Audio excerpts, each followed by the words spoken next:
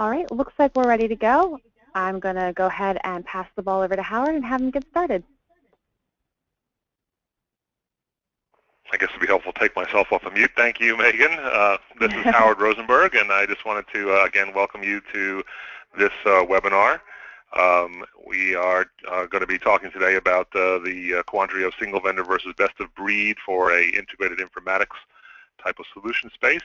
I thought it'd be a good idea to give you a little bit of a background on myself so you understand who your presenter is and what my knowledge base is. So I've been involved in the informatics industry for well over 20 years. There's my picture up here on the right. And I have expertise in a variety of informatics systems, laboratory information management systems, electronic lab notebooks, chromatography data systems, scientific data management systems, and other things as well as integrating into manufacturing systems, ERPs, MES, PLMs, on the other side of the house, looking at molecular modeling, integration to different informatics systems, other type of research systems, and the like.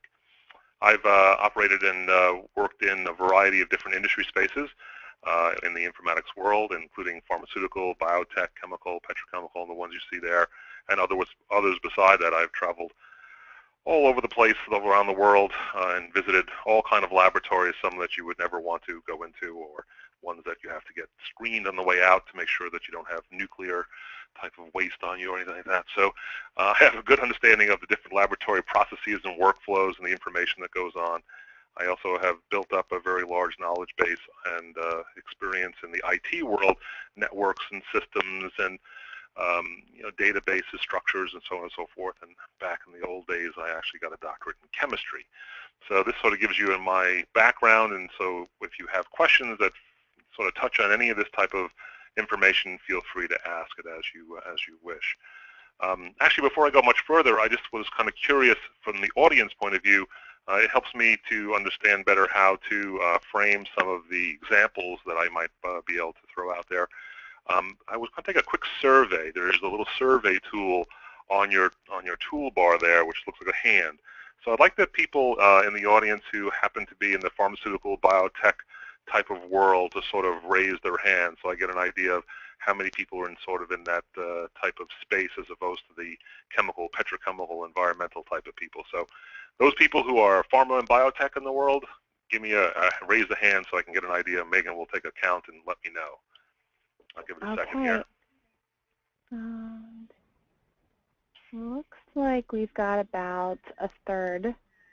A third? Yep. Okay. All right. So I'll sort of I'll make sure that I hit the other spaces as well, so that we're not predominating or dominating in that space. Just to make sure that you are in the right place and you are going to see what you expected to see, I thought I'd give you a little agenda here. So we're going to first talk about the fully integrated informatics solution, what that actually means. Sort of where we are today and what that actually means to be to have a fully integrated informatics solution. We're going to look at that single platform, single vendor solution space and the pros and cons there, a couple of examples. We're also going to look at the multi-vendor or best of breed type of solution space, pros and cons and some examples. And the examples in both those things will actually talk about some of the actual vendors in that space. Now, as Megan pointed out before, we are an independent organization, an independent company, and we do not want you to construe any information that I provide you as an endorsement in any kind for a particular product or product set. In past webinars, we've been told that more details would be beneficial, so I'm trying to provide you some more information, but I just want to make sure that you understand that the information I give to you is not in any way, shape, or form supposed to be driving you towards a solution space, okay?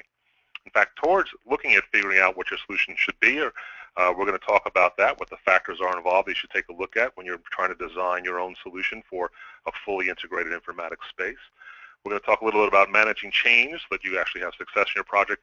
We'll wrap up with a conclusion and any questions and answers. Well, I should have plenty of time at the end for that. So sort of diving right into this, this graphic that you see here is really a representation of what we find generally inside of the laboratory informatics space. And what this is really point solutions, or what's often termed islands of automation, different type of standalone systems that people have actually implemented to actually improve their throughput, their efficiency, other type of capabilities inside of the laboratory space. Now, they usually have actually looked at a problem and actually decided on a particular application for a solution. So that way you end up with a LIMS and and a chromatography data system. You might have a balance data system, a BDS, running, a variety of different balances in your thing, an inventory system, if you have a bunch of samples running around, even if you're, let's say, doing sample management for, let's say, biological samples, you might have a freezer management system that's checking the temperatures all the time and keeping track of all that.